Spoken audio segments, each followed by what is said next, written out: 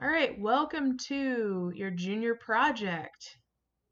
You already did a lot of work towards your junior research essay first semester, if you were with me. You wrote your thesis statement and you collected your evidence. And speaking of that, you need to know that you will be using this document that you actually filled out first semester to build your essay this semester. So you might have to dig through your Google Drive to find this document. It's called W, which stands for Writing Relevant Evidence Worksheet. And if you have trouble locating that, let me know and I'll be glad to help you find that in your Google Drive. But you are definitely going to need this to move forward. So this is a glance at the playlist for the junior research essay. First thing I want you to notice up here is we have 1, 2, 3, 4 learning targets, meaning we have 4 different proficiency scales. So this essay is being used to assess you on 4 different learning targets. So you can see that this matters big time in the grade book, that you get this completed and that you do your very best because it is weighing very heavily in the grade book. So here's just a glance at the grading rubric, which you can dig through these documents in more detail as you explore the playlist on your own. But let's look at what all we're measuring for this assessment. We are measuring formal objective, which means your ability to maintain a formal objective style. We are measuring significant claim, your ability to establish the significance of your claim, why whatever you're arguing in your junior project matters, basically.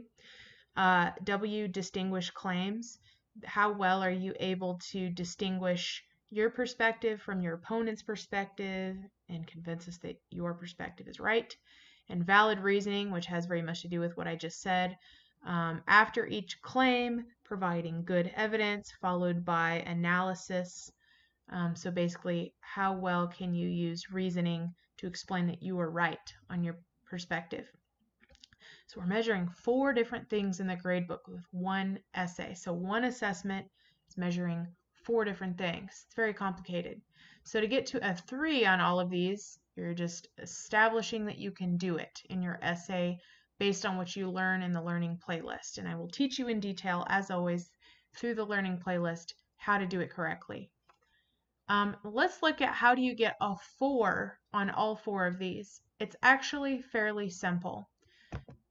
You are going to get this piece of paper from me right away. So whenever you're done watching this video, it's called Explanation Assessment for your junior research project. This is basically a place for you to take notes as you watch the videos and navigate the playlist. And it instructs you right here to go get that, and it tells you how you're going to use it. But basically, as you learn about each of the 4 things that you're going to be assessed on in your essay, you should take notes in the appropriate box. So when I teach you about formal objective style, and you're going to answer these questions in your notes here as you watch the video, okay? And then when you move on in the playlist and learn about how to establish the significance of your claim, you're going to take notes here on whatever I say about that. When you learn about how to use valid reasoning, you're going to write about that here. And when you learn about how to distinguish claims, okay, your claim from your opponent's claim, you're going to take notes about whatever I say about how to do that here. So basically, on your assessment, when you turn in your essay, if you get a 3 on these, okay, on any of these, and you turn this piece of paper in completed, which of course you can, this is basically an open note test because you're filling this out as you watch the video lectures. All you have to do is turn this in complete and then demonstrate that you can do it in your essay, and that gets you to a 4. So that's a B, okay? So you can get a B on 4 different learning targets just by filling that out to completion and turning it in, and also demonstrating that you can do the skill, okay? How do you get to a 5 on all of these? You do this, and then to get to a 5, Okay, let's look back at the playlist. You have to thoroughly edit your essay based on this checklist and put it in MLA proper formatting based on that checklist. Let's take a quick look at what these checklists look like. Here's the editing checklist. So it tells you in detail how to make sure your capitalization all the way through your essay is correct, that your end punctuations are all there and correct, that you don't misuse homophones, which of course this teaches you what that means and how to do it. Sentence fragments and run-on sentences, that you avoid those, and all other types of punctuation things. Okay. For MLA format, this teaches you in detail how to make sure your font, your spacing and indentation, your heading, your header, and your works cited page are all in MLA format. You have to do these checklists, both of them, all the way through to get 5s on all 4 of these learning targets. So it seems like, man, Ms. Harrison, that's a lot. Those are 2 big checklists. But look at the payoff. You get 100% if you do all of these tasks, including this last bit with these last 2 checklists.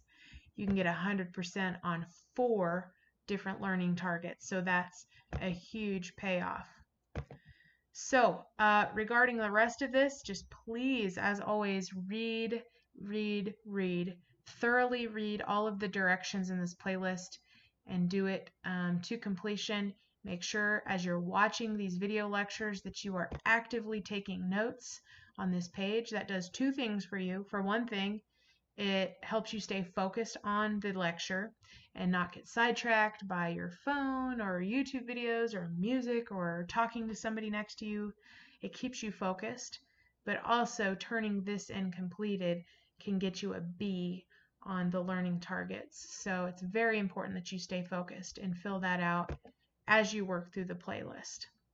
As always, please let me know if you have big lingering questions after watching this explanation. This is a big task, it's a big deal, and spoiler alert, the final assessment of the school year is a presentation based on your junior project. So the junior project really affects 5 different learning targets at the end of the day.